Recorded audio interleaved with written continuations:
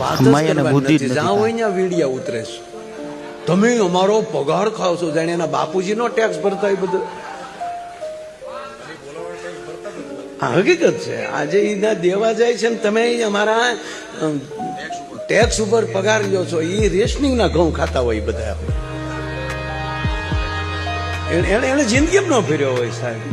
માયાભાઈ, તમે જે કહો છો કે આ દેશના નાગરિકનો કે છોકરાના બાપુજીના ટેક્સના પૈસામાંથી, તો તમને કદાચ ખબર નહીં હોય કે આ દેશનો એક ભિખારી કે ગરીબમાં ગરીબ વ્યક્તિ જે ભીખ માંગીને ખાય છે, એમના બાળકને દૂધ પીવડાવે છે કે પાર્લેજીનું બિસ્કિટ ખવડાવે છે, લે છે, એમાં પણ એ ટેક્સ ભરે છે.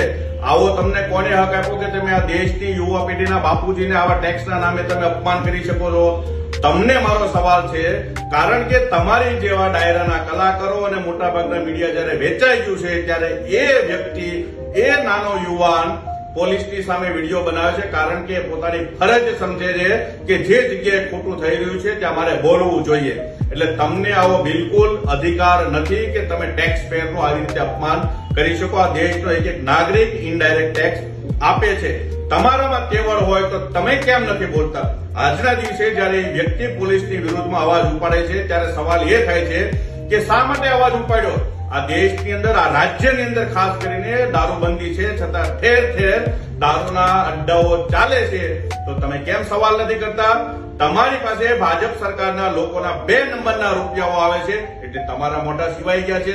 તમારે ભાજપની વાહવાહી કરવી પડે છે. યાદ કરો એ સમય કે જયારે ડાયરાના પ્રોગ્રામ બંધ થઈ ગયા, ત્યારે ભાજપનો ખેસ પહેરવો પડ્યો હતો. એટલે તમને આવો હકીકતમાં કોઈ અધિકાર નથી કે તમે કોઈની વાહવાહી ખોટી રીતે કરો.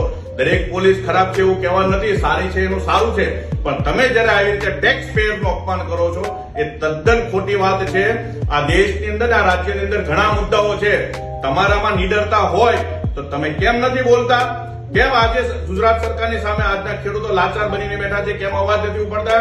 રામ મંદિરના નામે તમે ડાયરાઓ કરતા હતા, આજે એ રામ મંદિરનું લોકોનું દાન ચોરાઈ ગયું છે, કરોડો રૂપિયાની ચોરી થઈ ગઈ છે. કેમ મોઢા સિવાય ગયા છે? તમે તો જયરાજ આહિર જેવાના બાપ છો, તમારી પાસે તો નિડરતા છે, તો તમારે કેમ મોઢા સિવાય ગયા છે? એટલે ખરેખર આ તમારી વાત બિલકુલ યોગ્ય નથી. આ દેશનો એક એક નાગરિક યુવાન જાગૃત થતો ગયો છે, અને એ તમારા પેટમાં તેલ રેડાય છે. ત્યારે આવા લોકોને નીચા દેખાડવા માટે, એમનું મનોબળ તોડવા માટેના જે તમે પ્રયાસો કરો છો, એ નિંદનીય છે.